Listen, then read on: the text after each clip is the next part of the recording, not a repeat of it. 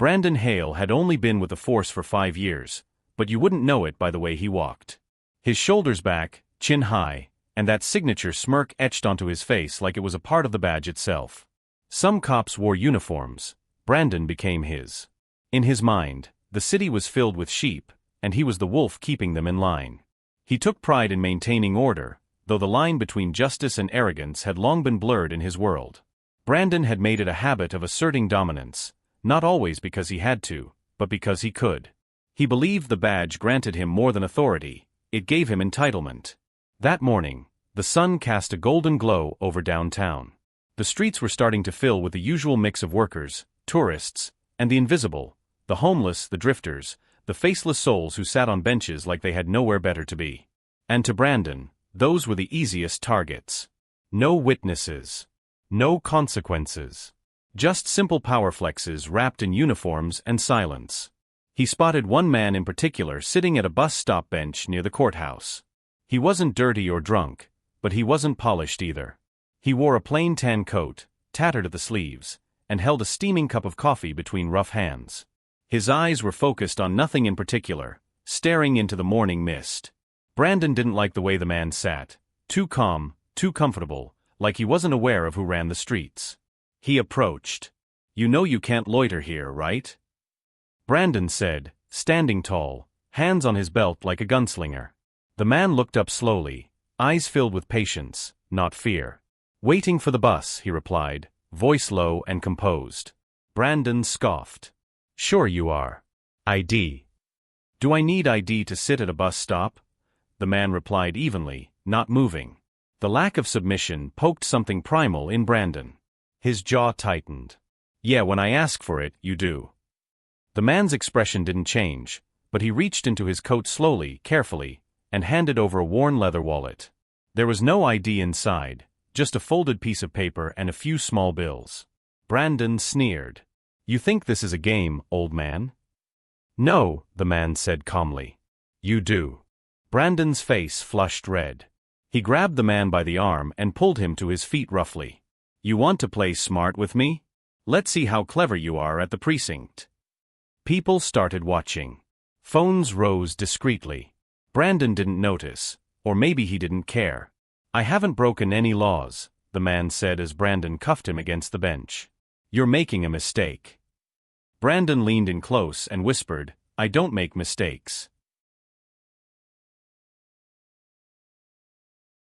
3 hours later, Brandon was at his girlfriend's apartment, relaxed and smug, boasting about cleaning up the streets as he nursed a cold beer.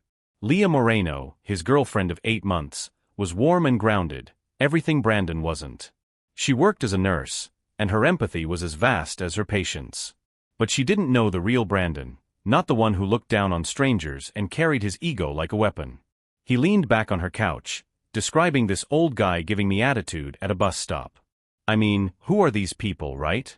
Like they think they're equal or something." Leah frowned. "What did he do?" "Nothing. That's the point.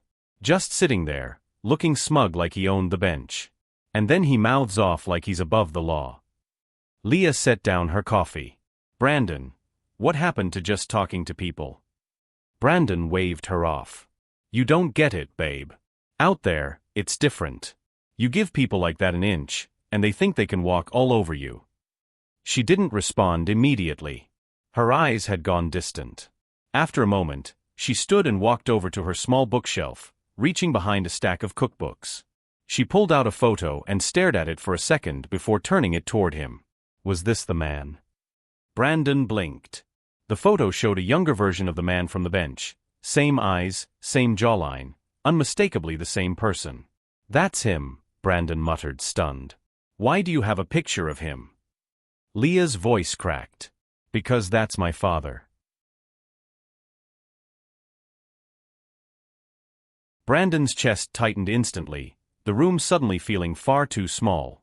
The image of the man's eyes, patient, steady, judgmental, flashed through his mind like a curse. And now those eyes had a name. Leah's father. "You're joking," Brandon said, trying to laugh it off. "Come on, seriously?" Leah's face was pale. "Do I look like I'm joking?" He stood up, panic rising. "But, He didn't say anything. He didn't say who he was. Why would he? She snapped. So you could treat him differently? That's the problem, Brandon. I didn't know. He didn't have ID. He was being difficult. No, she said firmly. He was being human. And you treated him like garbage. Like he was beneath you. There was a long silence between them. Brandon started pacing, anger now redirected, not at her father, but at himself, though his pride tried to bury it. So what? Now he's going to tell you I assaulted him or something. Get me fired. Leah's eyes narrowed. He didn't even tell me. You did. And if that's the first place your mind goes, to your reputation instead of his dignity, then maybe you don't belong in that uniform at all. The words cut like razors. Brandon stopped cold. This wasn't just about the man anymore. It was about the man Leah loved seeing someone she didn't recognize. I'll apologize, he said, voice low, unsure. I'll talk to him. Make it right. You don't need to talk to him, Leah said, voice steady. You need to listen.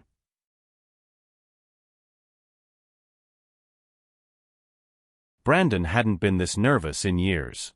Not during his police academy final, not during his first street patrol, not even during his first arrest. But now, walking up the cracked pavement of a modest suburban neighborhood to visit Leah's father, the man he'd humiliated and cuffed without cause just a day earlier, Brandon felt something he rarely allowed himself to feel: shame. The house was small but well kept. A garden bloomed modestly by the front porch, the lawn neatly trimmed.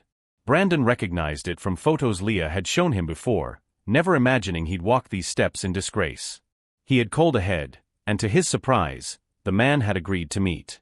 Leah hadn't come with him. She said it was something Brandon needed to do alone. He knocked. The door opened.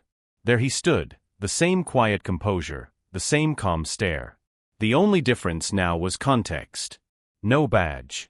No crowd. No cuffs. Just two men standing face to face, the truth hanging between them. Mr. Moreno, Brandon began, clearing his throat. I'm sorry. The older man said nothing. He stepped aside, gesturing Brandon to come in. The inside of the house smelled like old wood and strong coffee. Brandon sat awkwardly on a chair by the window, his eyes scanning the living room. There were framed photos of Leah, awards, faded holiday pictures, and old books, evidence of a life built with love and effort. Nothing flashy. Nothing arrogant. Mr. Moreno poured 2 cups of coffee and sat across from Brandon. No words had been exchanged since the door opened. Just a long, heavy silence. Brandon took the cup but didn't drink. I was doing my job, he said finally. No, Mr. Moreno replied evenly. You were feeding your pride. The words struck like a gavel.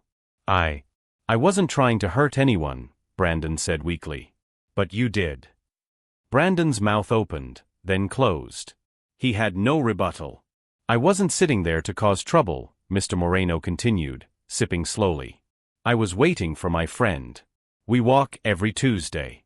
Same corner, same time. You saw an old man who didn't meet your expectations, so you assumed the worst. You didn't ask my name. You didn't ask a question. You made a decision. Brandon felt the coffee burn in his throat as he finally drank. Bitterness. It was fitting. I've arrested criminals, he murmured. I've seen what people can do. I didn't think. That's the problem. You didn't think. Silence again. Brandon set the cup down. Leah's important to me. I didn't know. And if I wasn't her father? Mr. Moreno interrupted, calmly but firmly. Would you still be here, apologizing? Or would you be out there, flexing your badge at someone else? The words stung because they were true. I wouldn't want my daughter with someone who treats strangers like problems to be solved, Mr. Moreno said. Brandon's stomach twisted. I know, he said, voice low. I know. And I don't want to be that man anymore. There was a long pause. Then Mr. Moreno leaned back in his chair and studied him. You have a badge, Brandon. But it doesn't make you a man. That's something you earn. Every day.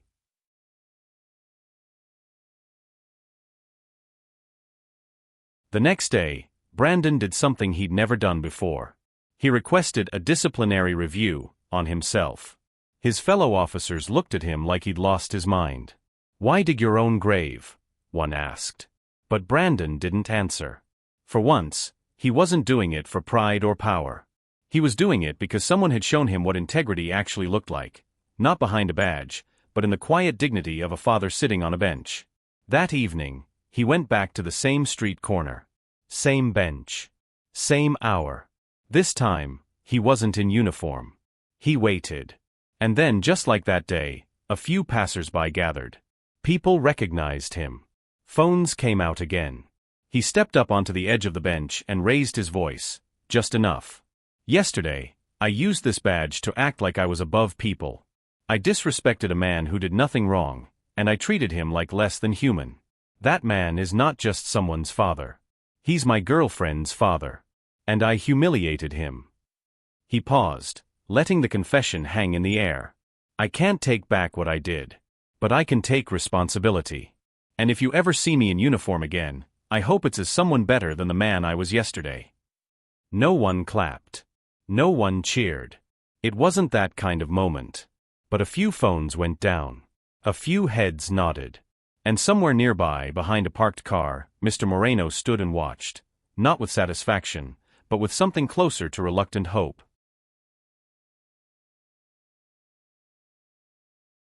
The public apology sent small ripples through the community, but inside the precinct, it created waves. At first, some officers mocked Brandon. They called him Saint Brandon, said he was trying to go viral or impress his girlfriend.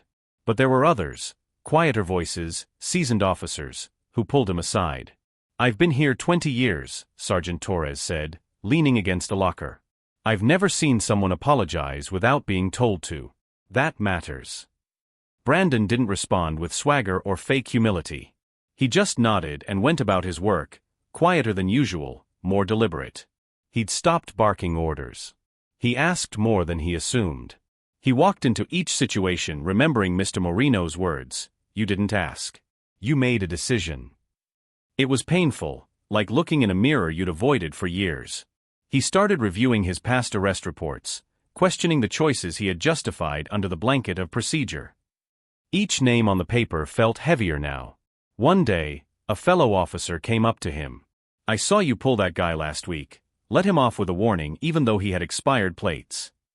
"Yeah," Brandon said. "You used to love writing tickets." "I used to love being right," Brandon said flatly. "Now I'd rather be fair." The other officer didn't laugh or scoff. He just nodded once, and walked away thoughtful. 3 weeks later, Leah invited Brandon over for dinner. "You're sure?" he asked nervously. "After everything?" "My dad's giving you a second chance," she replied, wrapping her arms around him. "So am I. But don't screw it up." The dinner table was a quiet battlefield. No shouting, no accusations, just the low hum of tension between every fork and sip of water.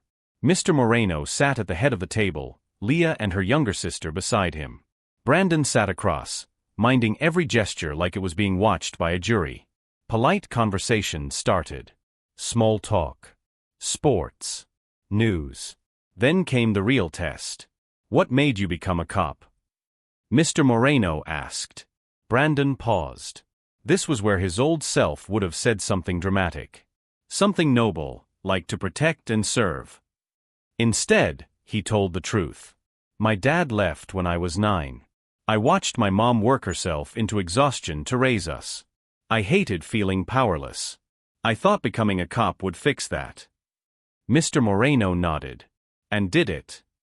Brandon looked at Leah, then down at his plate. "No," he said softly.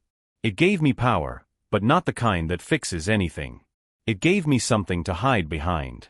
But not anymore." A long silence passed. Then Mr. Moreno stood and collected the plates. Later, after Leah walked him out, she whispered, "You passed. I didn't know it was a test. It always is."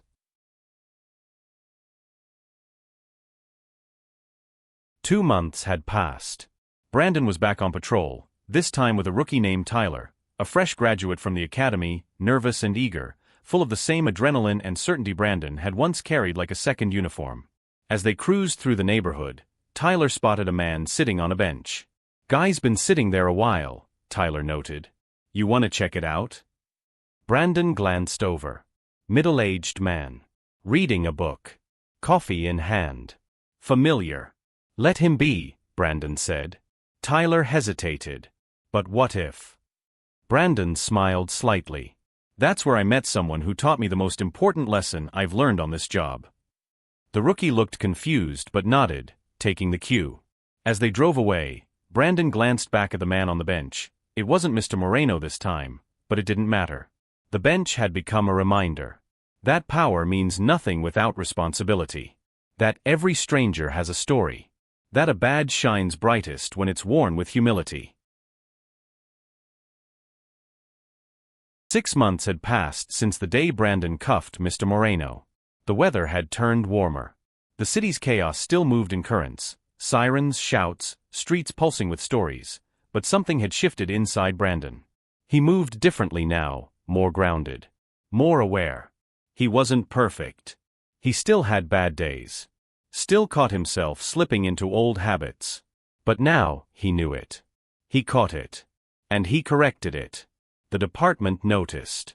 Not just the apology. Not just the humility. But the way he treated people now, officers, civilians, even suspects. With measured patience. With dignity. One morning, Captain Reyes called him into the office. "I got a letter," the captain said, sliding a paper across the desk. "Thought you should read it." Brandon unfolded it. It was handwritten. Crisp and neat. "To whom it may concern. Several months ago, Officer Brandon Reddick arrested me unlawfully. At the time, I was angry. But something remarkable happened after that. He took accountability. Not because he had to, but because it was right. I've seen this officer since, and I've seen him change. Grow. If you are wondering whether second chances matter, let me be clear, they do. If the department is built on justice, then men like Brandon are part of its future. Sincerely, Emilio Moreno." Brandon stared at the signature for a long time. The captain watched him. "You've come a long way," she said. "You still want the mentorship role we talked about? Training rookies?" Brandon nodded, emotion caught in his throat. More than ever. That night, he and Leah sat together on the hood of his car under the stars. Her head rested on his shoulder. "Dad told me what he wrote," she said softly. Brandon smiled. "I didn't deserve it." "No," she replied. "You earned it." They sat in silence. Somewhere in the distance, a siren wailed. A city never sleeps. But sometimes, even in its unrest, someone wakes up. Brandon Reddick had once worn his badge like armor. Now, he wore it like a promise.